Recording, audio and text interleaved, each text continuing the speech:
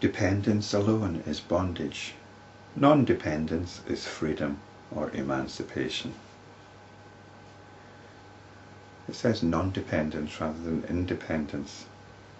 This dependence is a psychological dependence.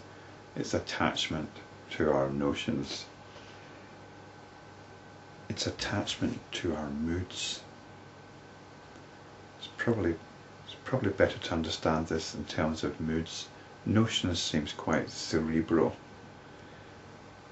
But moods, this is what we're caught up in. We wake up in a certain mood. And then our moods are buffeted around by elements in the environment. In fact, we're on a roller coaster of moods, moment to moment, day to day. This is what we're attached to. This is our dependency. But it's like the dependency of a junkie on heroin. We can't imagine being free from it.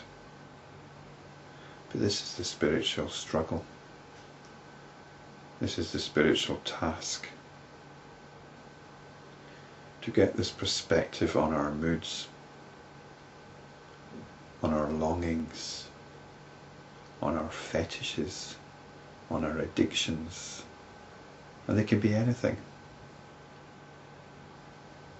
They can be tied into anything. We objectify our moods. We say, I feel this way because of that person, because of this biochemistry. But rather than just say, I am unhappy, or I am happy, rather than just focus on that sensation and realizing its transient nature, because moods pass, they come back and they pass, they come back and they pass, and we try to adjust the world to suit our moods, or we rail against it if we can't adjust it, and that changes our mood. If we can't adjust the mood, then we get angry. If we can't control it, we can't control things around us in accordance with our mood, we get angry, or we despair, or we get frustrated, which churns up another mood. This is samsara. This is life and death. Occasionally we feel at ease.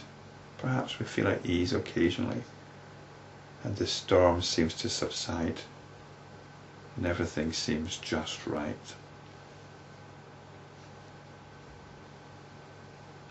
And then something happens to spoil it, and we're caught up in it again. Road rage. We get life rage,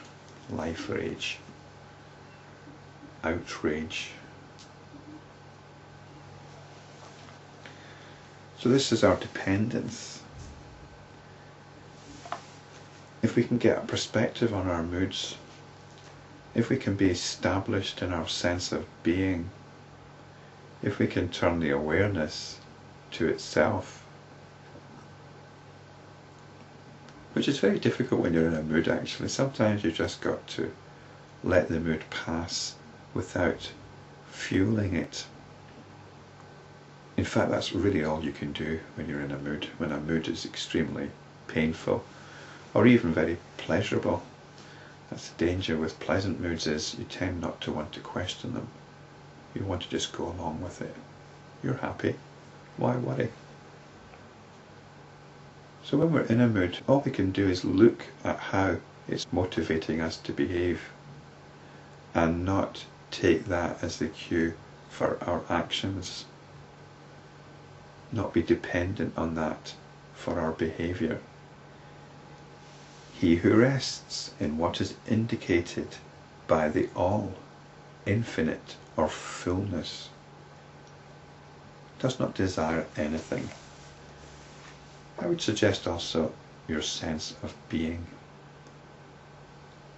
Look for your sense of being, which is deeper than your moods.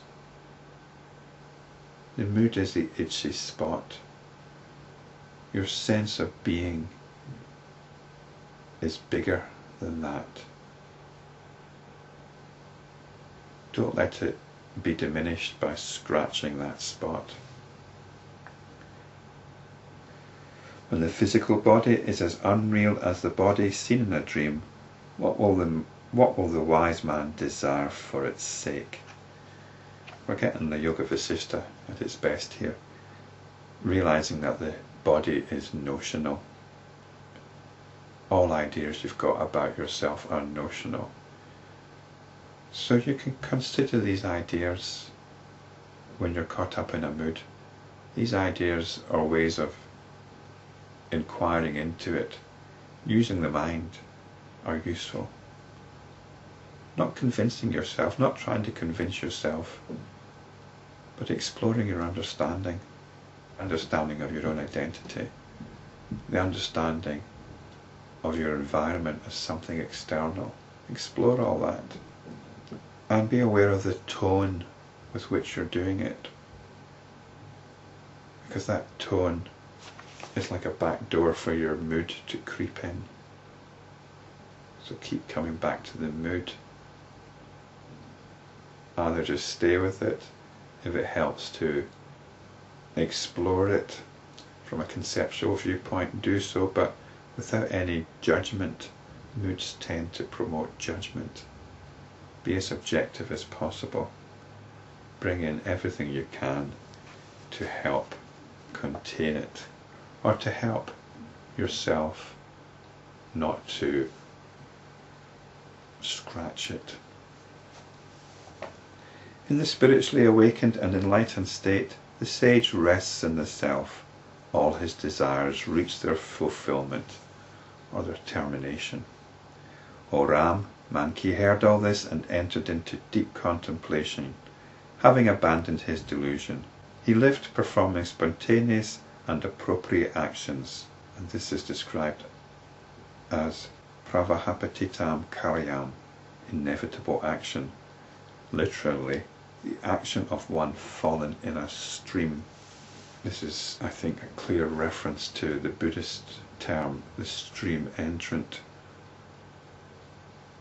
This is the state of the spiritual practitioner, one who's entered the stream of enlightenment and who's not going to fall back into total ignorance again. So the stream-entrant is moving out of this cycle of birth and death, of mood, of being totally dominated by moods. And as I suggested before, Manki could have been that part of Vasishta which sunk temporarily, but it is really the aspect of the spiritual practitioner who always trips up now and again, who always falls from their own realization now and again. But the story of Manki shows how we can come back to the stream.